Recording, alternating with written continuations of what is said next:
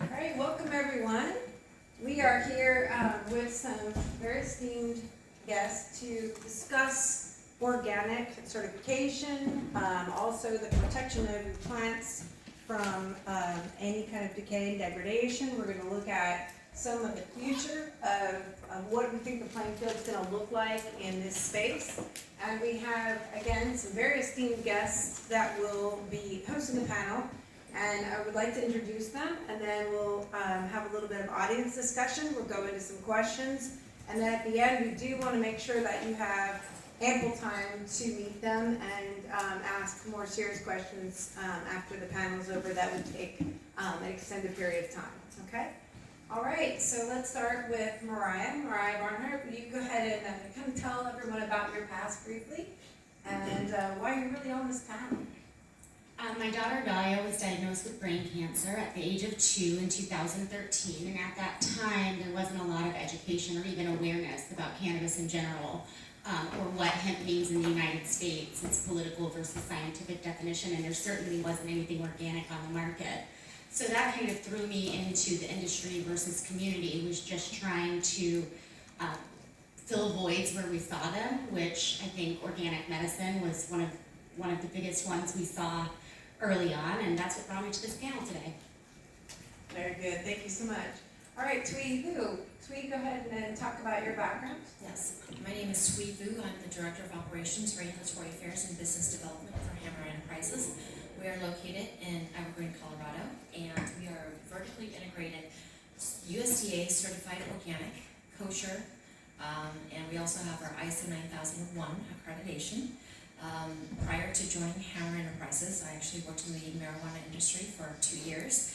And then prior to that, I was the lead foodborne illness outbreak and marijuana inspector for the city and county of Denver, spearheaded all of the cannabis enforcement and regulation in Denver, and continually trained other health departments as well as other regulators on how to properly enforce and inspect cannabis operations.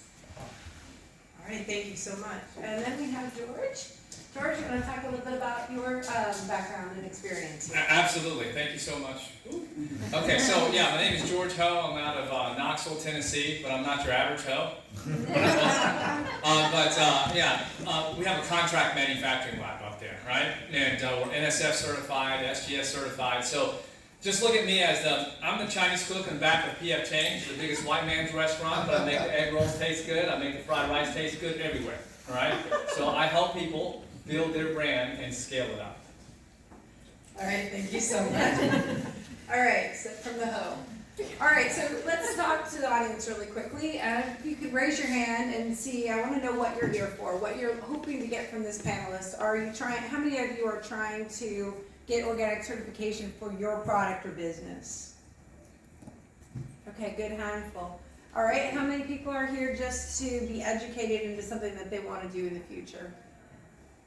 Okay, really good. Anything else? Any other reasons that anybody's here for this panel today wants to share? How many people just want to hear more from the Ho? How many want to hear less? All right, good. And we have both sides to that. All right, let's start. So what we want to talk about is what has happened in cannabis, what's happened with the plant, where the origin became, in Denver, obviously, you've had a great shift in the cycle of the plant. So let's talk about the history of what has happened, and as we're trying to mass produce this product, what the future could look like, and we'll get more into that with Ho later. But go ahead, Thuy. Colorado is definitely one of the most progressive states when it comes to anything cannabis, whether it be marijuana or hemp.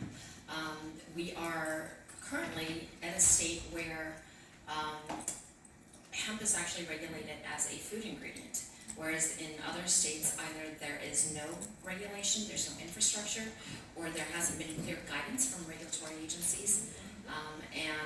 There are some states that are deciding that it should be regulated as a dietary supplement, but back in 2017, before any other state made any stance on how the commodity was going to be regulated, Hammer Enterprises worked very closely with the Colorado Department of Public Health and Environment to train and educate them not only on the entire process from seed all the way down to finished helping them understand that it really wasn't that different than marijuana, which we already have a legal marijuana framework in Colorado.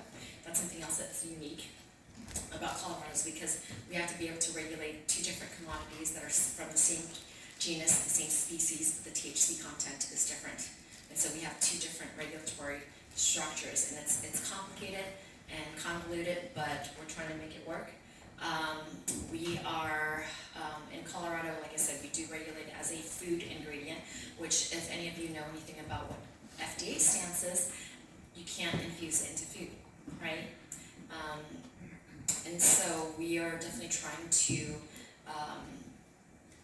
work very closely with not only the local, state, and federal government to establish guidelines that would allow for reciprocity between the different states, because again, we all know that all the different states have their different regulations, different guidelines, and you might have some issues when you're trying to sell. You're manufacturing in one state, but then you're trying to sell in another state or in interstate commerce.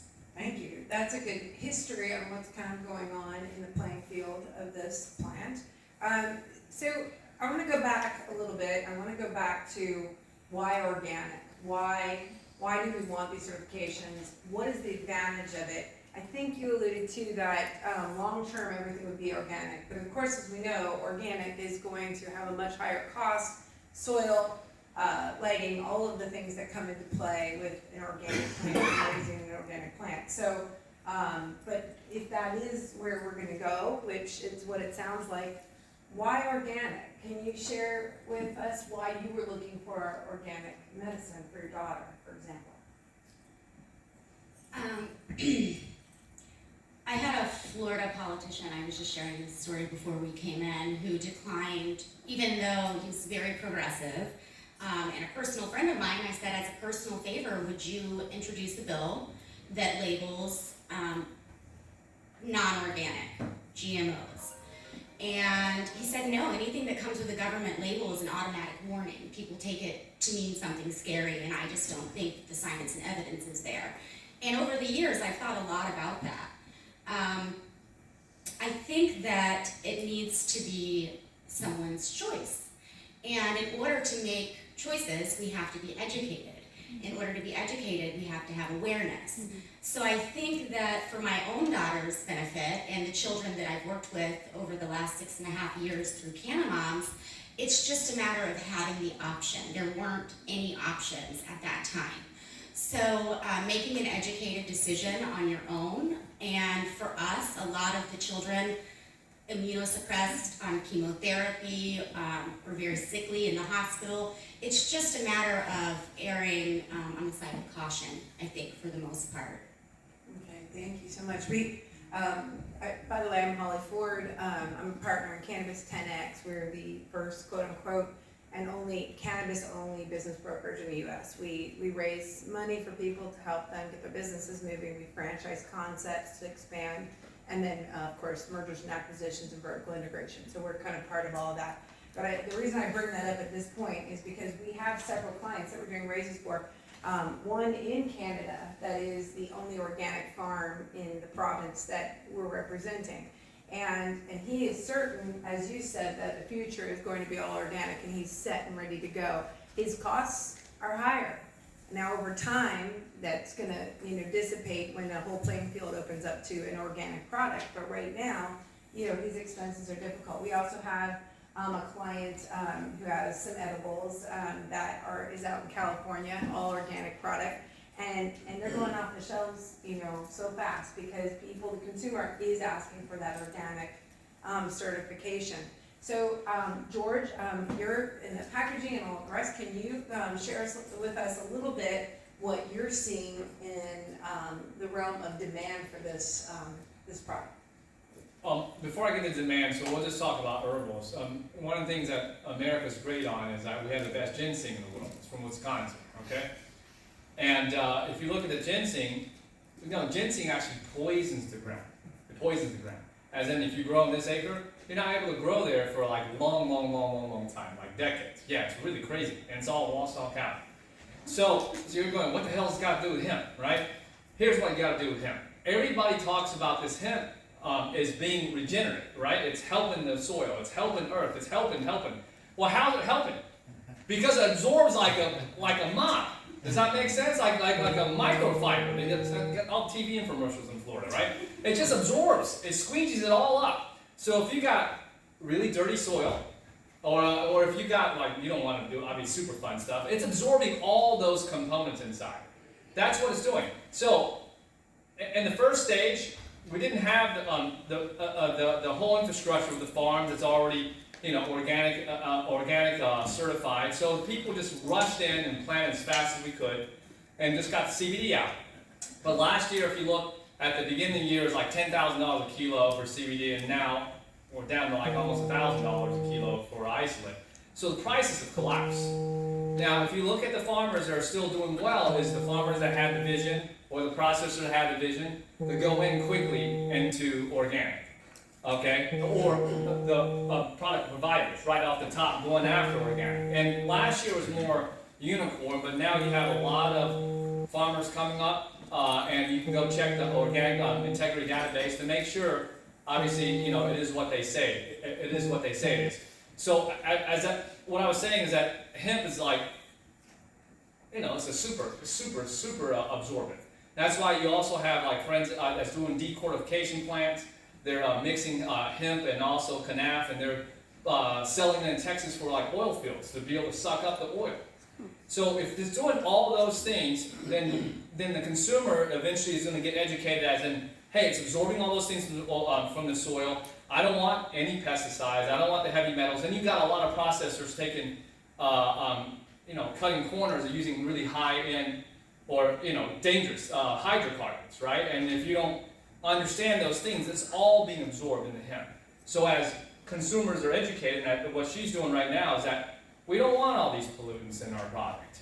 Does that make sense? It makes common sense, because otherwise, Dr. Adams is going to spank you and just tell you, your immunity is going to be suppressed if you have additional pollutants inside your body.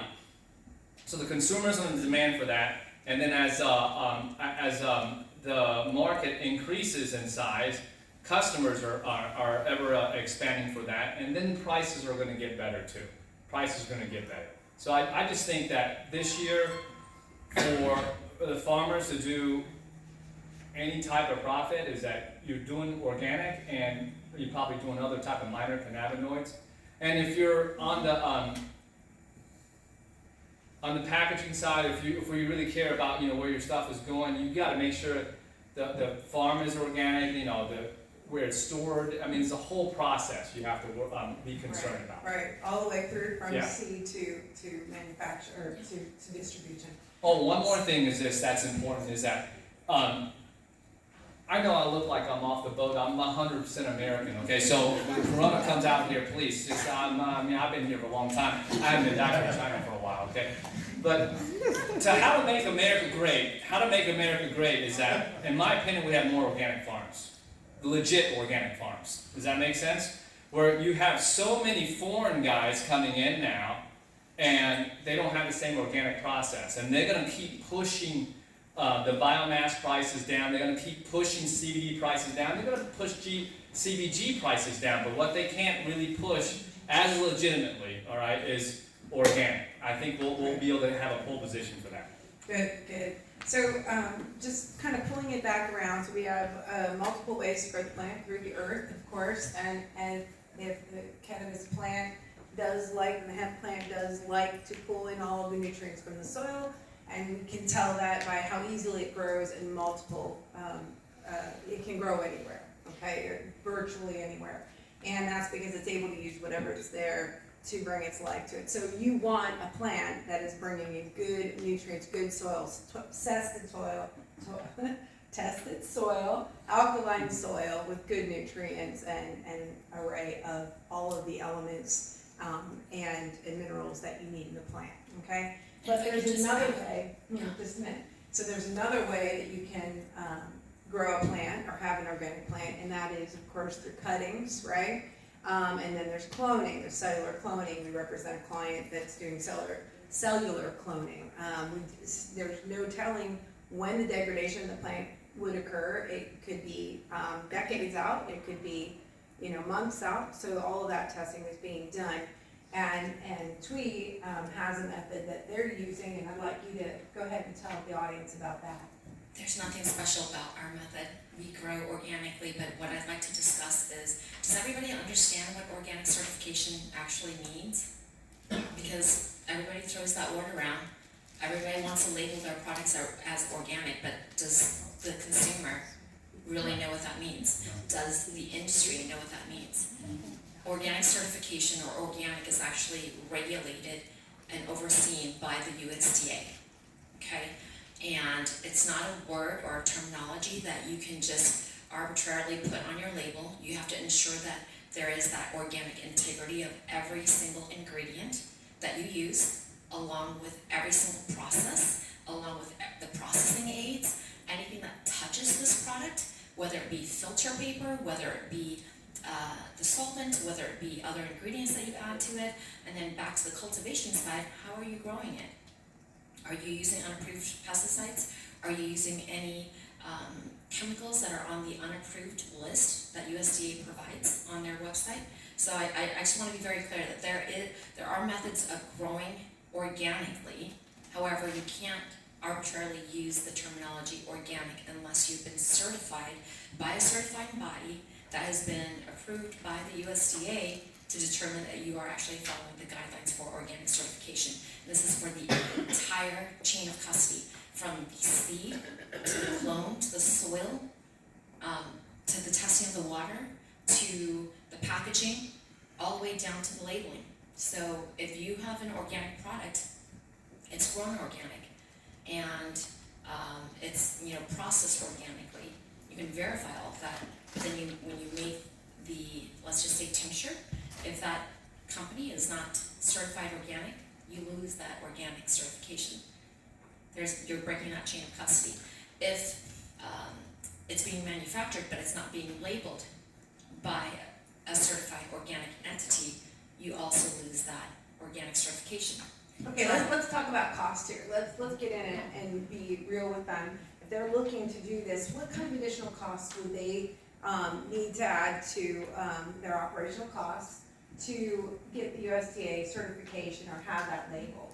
And any of you can jump in, but Thuy, go ahead. Yeah, it's really dependent upon your sales, so they Is your determine your percentage, certification. so you're able to kind of garner up a percentage of increase? They Yeah. usually look at your gross sales, and they determine that, so you can contact different certifying bodies to determine what the cost would be. It's very dependent upon whether you're a processor, whether you're a handler, whether you're a grower, manufacturer, whatever it is. Are you just a brand owner? So it could be a sliding scale. You can also partner up with companies that are already organic certified, and then have your organic certification that would be linked to their organic certification. So Okay. for us, we are vertically integrated. Our farms are organic certified, our processing facilities are organic certified. We can produce white label products that are all organic certified if we do everything for you from the beginning all the way to the labeling of the product, because the label also has to be verified and approved by the certifying body, and then put into commerce.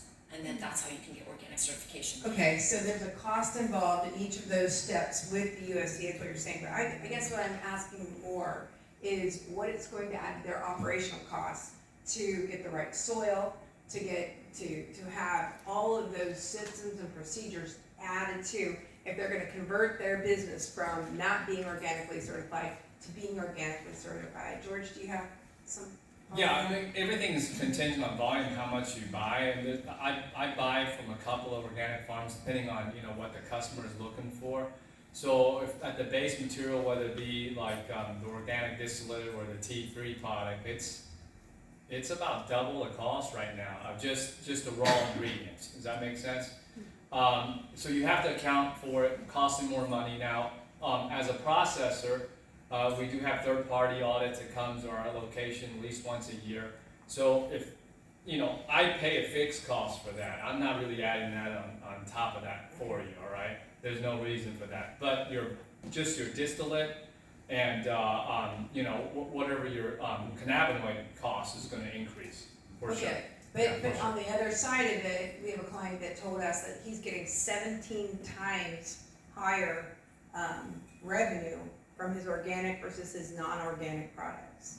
That is an unbelievable number to me, and very good reason to go through all of the steps to be organically certified, and then of course long-term, and of course from a consumer basis. So as we look at your businesses, you all come from a very different viewpoint on this. So I kind of see we have a consumer here, we have technology, systems, regulations, and then of course, George, you bring your own light to it, you're a host, so what can we say? Yes, woo, that's proud, I like that, I like you.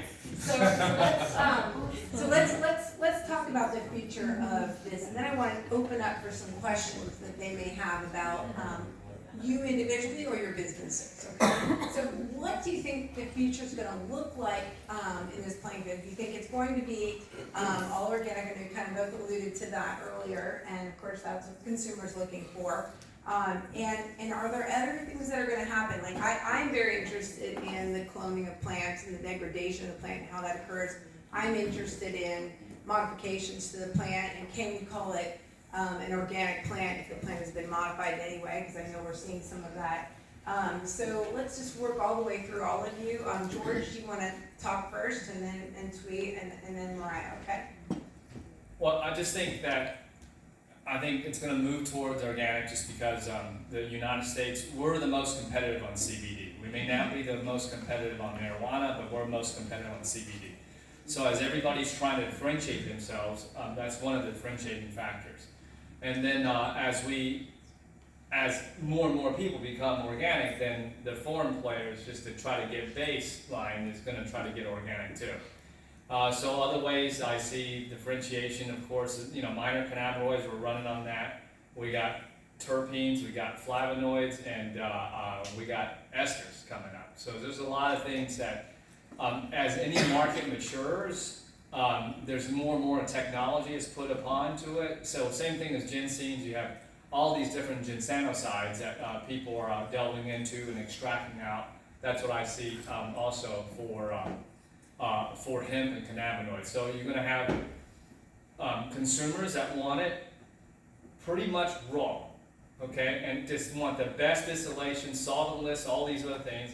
And then you're going to have probably another type of consumer that wants it very, very specialized, whether it be specialized iterations with different minor cannabinoids or other type of functional ingredients. As she said earlier on, Colorado's already has it as a food ingredient. Hopefully, the House Resolution Bill 5587 that was entered just a couple of weeks ago has some steam and is able to get through the House, get through the Senate, and then CBD will be a dietary supplement. That'll be fantastic. Oh yeah, thank you. How about you, Thuy? I think that as consumers become more and more educated in the space, they're going to understand that there isn't that much difference between how marijuana is regulated and produced as well as how hemp is regulated and produced. I think that because it is a commodity that is extremely regulated and there are requirements for different types of testing, the consumer and or brand owner and or retailer is going to demand certificate of analyses to verify that the product is in fact what they claim it to be. And so as far as organic certification or organic products, I believe that there are a lot of farms that are actually growing organically but haven't put forth the budget or the money in order to obtain that organic certification. But what's the point in having that certification? The point is you can show and you can prove that you have the documentation and the records to verify that everything that you are doing is organic. So yes, I think it's already happening. It's just a matter of having the certifications.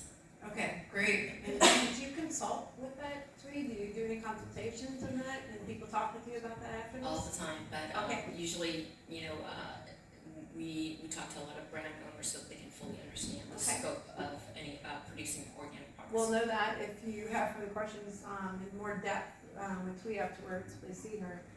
I love your story, and I want to ask how you got where it is, if I can. Did it help her?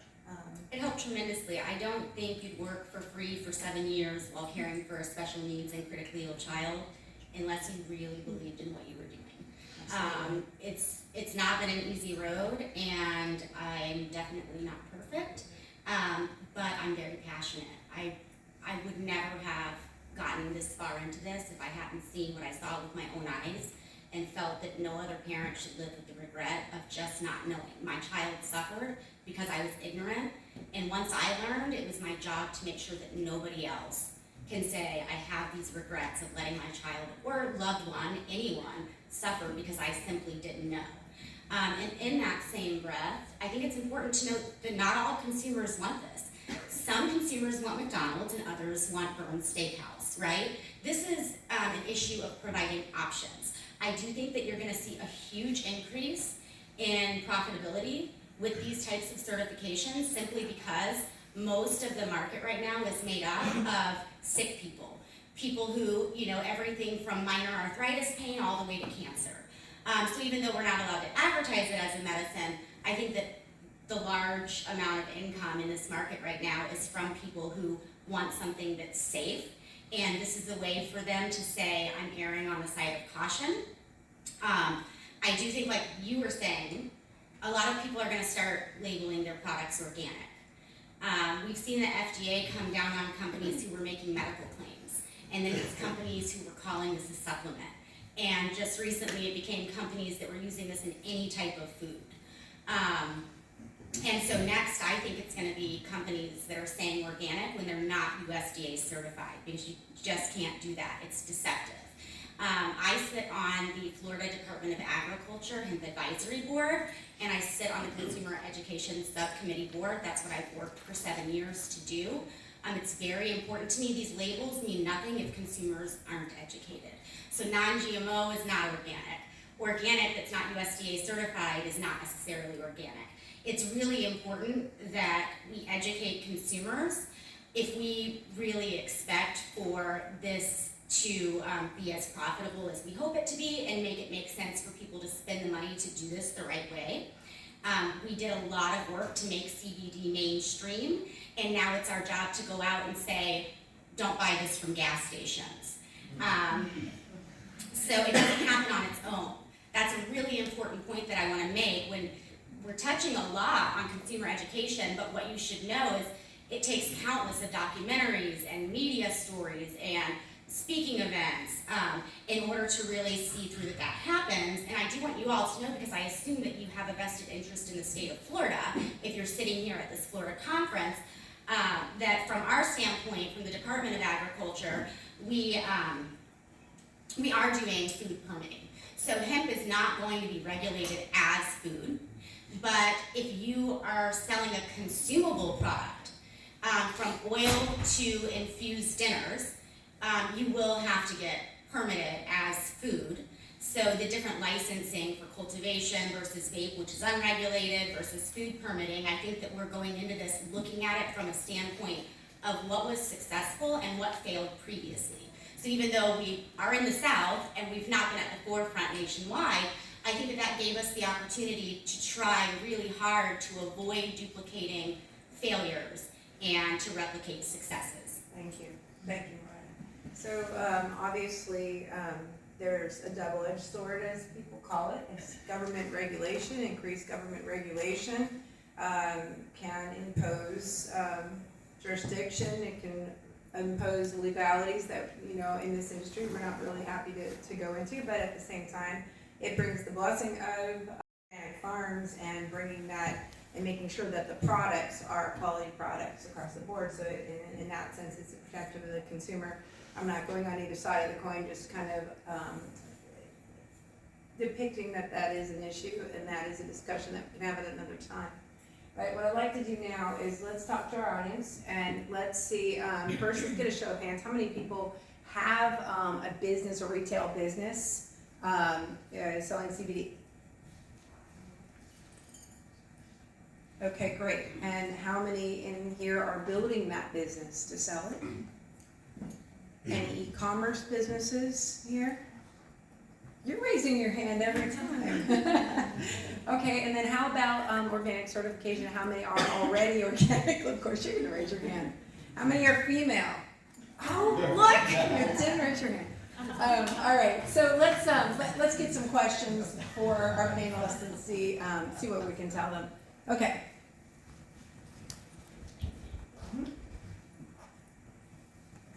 Hi. Can you guys just talk about what you're seeing specifically in the topical space in terms of organic, the difference between having your extract or whatever your CBD raw material is certified as organic versus the need for the entire formulation to have that certification? Just opinions or whatever you're seeing.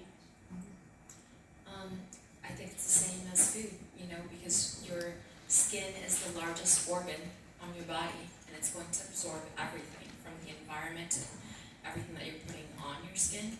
And so I think that people are very aware of different ingredients that they're putting in their body and on their body. Why is it important to have organic certified hemp oil or hemp extract? Do you understand how many different solvents that are actually used out there that can extract? And there are solvents that aren't even approved to be organic. There are solvents that aren't even approved for human consumption that are being used to extract cannabis. And then, of course, what are the residual solvents that are on there? We're not even discussing the heavy metals or mycotoxins or anything else that might be on there.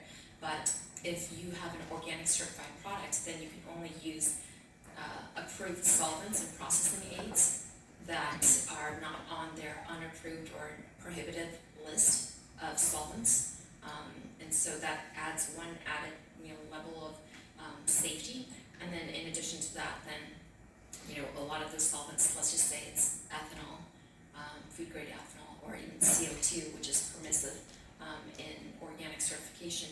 Those are solvents that are either already approved for human consumption or have standards that allow for that. Now, can't say the same for heptane or pentane or butane or propane. Those are all hydrocarbons that are used for either primary extractions or refinement processes, not approved for organic. So it does give you maybe a cleaner product that you can not only promote and market, but also just feel good about putting on your skin. I guess that's my perspective. All right, thank you. Okay. So you've spoke a lot about CBD. We're a farm operation. Farm operations, I guess, we get certified as an organic farm, but then we have to sell it to the hoe there. And do we need to be concerning ourselves with how they process it to keep our reputation sound if we have an organic farm? I think a couple things. It really depends on if you got a brand already, right? If it's your farm or if you got a product. If you got, in my opinion, you got an organic farm, you should go ahead and make your own brand. Does that make sense? To really separate yourself. Right. But there are extraction labs that are organic certified, and they're going to buy from you. Does that make sense? So they're not going to adulterate their plant with non-organic type products. I mean, it just wouldn't make any sense for them to do that, because that would just destroy the whole process. So I just think that, do you already have a buyer for your stuff? Well, we don't have a license in Florida yet, so Oh, no. okay. We talked to her. They're coming. And she gets you expedited license. Just Yeah. But I guess you- the point of my question is we have created this organic product. Now, there's gonna be a convoluence of people trying to buy this hemp plant. Maybe. Do we, well, yes, they're gonna be. So, because he's gonna come see me next. But let's say that somebody who has a non-organic processing plant comes and tries to buy our product. Should we avoid selling it to them to protect our brand? Sister, if you can get the right price, you need to sell it. Yeah. Okay? That's not the question. I mean, I've been all over the United States, and there are a lot of farmers hurting, all right? I mean, if you guys are hurting, it's bad for everybody, especially for the hoe. Yeah. Okay? And then for the lady over there, I think there's, again, market segments. There's one market segment, one's all natural stuff, right? And for the USDA, they put the label on about 95% plus.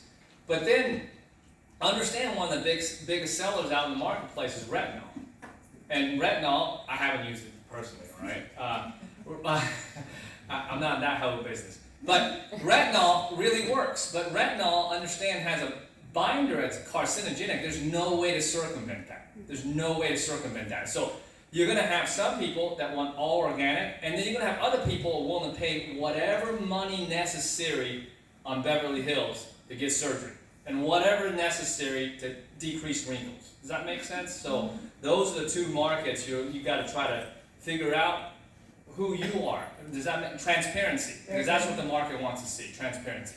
Thank you. The whole is talking about money because it's all about money with the hoe. But it's true. But I'm just telling you what I If see you in don't the have your market. bottom line, Yeah. you're Yeah. out of business. That's She'll what- tell you I'm not all about money, okay? Yeah. I'm about trying to get the best product out for the customer. that's absolutely true. I would say this, if you've spent the money, you're a certified organic farm, but you're not growing hemp yet, is that what I understand? Yeah, nobody can grow hemp in Florida. She's in Florida. Okay, but your land is The certified land organic, so you're Well, growing, we're in the process of certifying it, but it qualifies. it qualifies, so you've had 3 years. 10. Of its 10, wonderful. So you can decide how you want to sell it. You're probably going to sell it as a premium, just like any boutique hotel or boutique dispensaries. You're selling product at a premium because there isn't a lot of organic material out there at this point in time. Certified organic material. Doesn't matter who you sell to. I agree with George. You're gonna look at whoever is going to give you the most money for it, right? Because there is a lot of surplus out there and the prices have plummeted. As much as you want to think that your product is very special and that there isn't a lot of organic material, you're very right, there isn't a lot of organic material, but guess what? There's a lot of surplus out there and there's a lot of people that's willing to pay pennies on the dollar for material that is not organic certified, that is not even good, may not even be licensed, may not even be an approved source, it might be hot hemp. So you have to make the decision who you want to sell to. It's not going to affect, your Thank you. reputation. Now, Moriah, did you have a comment you'd like to make? In over half a decade, I have yet to see a consumer trace the product back to a farm. So the end product is responsible for the end product. Whoever puts their name on that end product is responsible for that. You're going to be judged by people who are buying your products, which is not going to be end consumers. So you're going to be judged on your own test results, your own certifications. I do not think that it will ever affect you personally or your business to sell to whomever wants to purchase your product. But the person that's going to pay extra to buy your product is also going to pay for the organic processing and manufacturing. Very good. In that, I would like to also address, somebody asked a question about beauty products over here. And as I said earlier, it's consumer education. A lot of people want McDonald's, and some people want Burns Steakhouse. And unfortunately, I think that's where we are right now. Not necessarily, like I said, for consumable products, because this is majority of people who are sick, taking care of sick children, sick spouses, sick selves, sick parents. So they're going to err on the side of caution. Hardly anybody buys organic beauty products, period. I actually founded a business this past year with just that in mind. People do not understand what goes on you goes in you. And that's not always true. Some of these molecules are not getting into your bloodstream, and it's marketing tactics. But it's very important that we do understand how much of what we put on us does go inside of us. But a product for everyone is a product for no one. So that gives you a niche market. You're not trying to sell to everyone. You're trying to sell to somebody who wants Burns Steakhouse. So, carve your niche early on and stay the course with that specific demographic.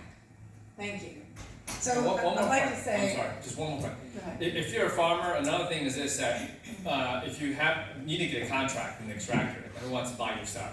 And then another thing is this, once you have the contract, unfortunately, you need to really look at the extractor, how long they've been in business. If they're a brand new startup, they came from out of town, they got fresh money, you really need to look at the principle behind that, because I've just seen so many that's just, they got a contract and they ain't buying because there's no more money left. There's no more money left, okay? And then that's why I'm telling you, in Tennessee, there's a lot of biomass. In Kentucky, there's a lot of biomass. People are storing it and thinking, well, the price is going to go up in a couple of months because we're going to wait like right in the middle in between harvest seasons. But I'm telling you, it's just a lot. There's a surplus because the acreage has grown exponentially before the demand has hit. Yeah, so I like to just comment, like you were talking about price and cost and who's in it for the money, but let's be really honest. If your business does not have enough margin, if this comes, I'd be not protective of my position as a business broker to not say this. If you're not protective of that margin and having that number be thick enough for any eventuality to come into your business, you know, you're gonna go out of business. So what Ho says, it has to be at your top site. Organic certification, especially if it's moving to that, make the steps, make the contacts with Thuy, get to know people in the industry that are doing it successfully and emulate what needs to be done, but protect your margins at all costs. That you have to do that. Is there any more questions here? We've got about 5 minutes left. I just want to make a comment about cost. I know you keep on bringing it up. I mean, yes, it's more expensive to grow organically. Yeah. But if you're on a small scale, that cost, your cost is going to have to be absorbed over your small scale. So if you're growing on a large scale, that cost literally becomes nothing. And that's really all I'm saying. So the difference between non-organic and organic, it ultimately depends. Okay. As long as you're growing upon scale, right? So that's really all I'd like to make comment on. And one more thing on cost. If you look at last year, the cost was like 10,000 a kilo. So even the organic stuff is a lot cheaper. But we haven't seen the price go down as much just because demand is still pretty good. So it's kind of inelastic. But that's another thing you'll see in the marketplace, that even the organic stuff and the retail will go down. Especially if it's not if, it's just when DC clarifies CBD eventually, hopefully, as a dietary supplement, then Coca-Cola's going to come in. I mean, everybody's going to come in. Right. Costco's going to come in, and they're going to drive the prices down. They're going to drive the prices down. Absolutely. Yeah. So how many of you have farms here? Just raise your hand. And okay, and then again, let's retail stores. Consultant. All right, good. What are you consultant, if I can ask? Regulatory compliance. Okay, good. So this is just right up your alley. There's another person to talk to afterwards. Licensing permitting. Did it for 20 years in healthcare. So. I'm moderating the FDA CBD panel. I'm an FDA attorney, been practicing for about 20 years, and been working in the hemp CBD space for about 3 years. Excellent. Thank you. Okay, we have a lot of resources here. So this is going to be about an hour afterwards. Where's Eliza? We can all sit and mishmash. So any more questions for our panelists? Okay. I just had a couple comments on some of the topics we're talking about. Sure. So, having compliance companies and, a lot of the, for a lot of the people here trying to start their e-commerce businesses, we represent a payment processing company. I will say a lot of the, we talk about the organic and cost and stuff like that. I can say that the banks are looking for burns. They're not looking for the McDonald's. So the struggles that merchants are having in, finding processing for their e-commerce businesses is not because they are trying to sell the Burns products. It's because they're buying the McDonald's products and trying to resell those. So a lot of the, the compliance or a lot of the banks are working with these third-party compliance companies to ensure that the products are meeting, the Burns standards as opposed to the McDonald's standards.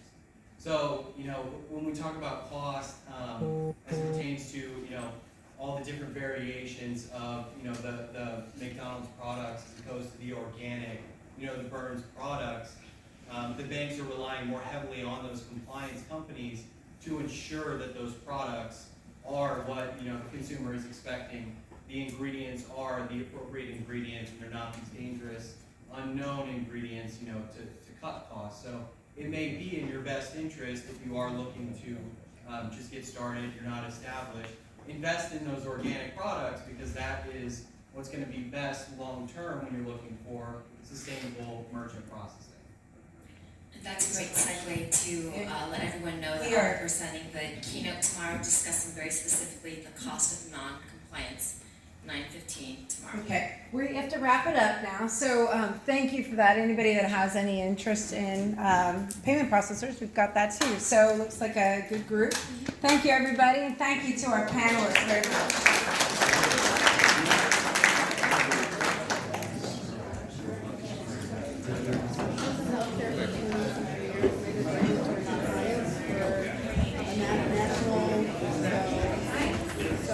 What's up? We'll find out. I mean, it's ever changing.